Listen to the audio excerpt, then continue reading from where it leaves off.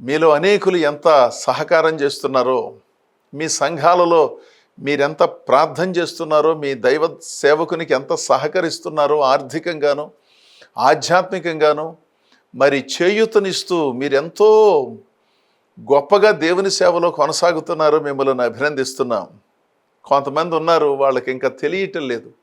ప్రతిదానికి ఒక ఇబ్బందిని సృష్టించటం, ప్రతిసారి నాతో చెప్పలేదు అంటారు, చెప్పటానికేమో అందుబాటులో ఉండరు, ఫోన్ చేస్తేనేమో ఫోన్ అందుకోరు, ఫోన్ ఎందుకు చేశారండి అని తిరిగి చెయ్యరు, 10 సార్లు చేసినా ఏ విధమైన స్పందన ఉండదు. సర్లే వారు పనిలో ఉన్నారు కదా, ఇది చిన్న పనే కదా, ఆదివారం వచ్చినప్పుడు చెబుదాములేనని ముందుకు వెళ్ళి నిర్ణయం చేస్తే అదుగో నాతో చెప్పకుండా ఎంత చేశారు అని రకరకాలుగా మాట్లాడుతూ దేవుని సేవను ఏ విధంగా చేయాలో తెలియనటువంటి పరిస్థితులను కల్పిస్తారు.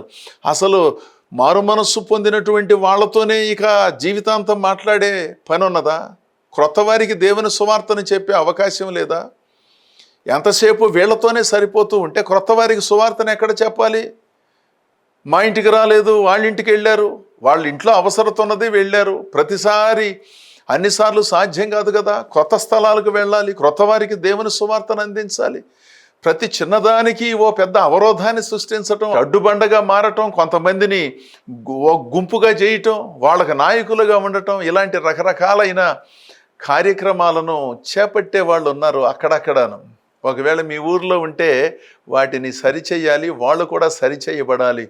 క్రీస్తులో అందరూ ఒకటే కనుక ఏక మనస్సుతో, ఏకభావంతో, ప్రేమతో సంఘ కార్యక్రమాలు, అదేవిధంగా సువార్తను అందించటానికి జరగవలసిన కార్యక్రమాలు, సంఘానికి కాపరిగా ఉన్న దైవదాసుని ఆధ్వర్యంలో అవి ముందుకు సాగాలి.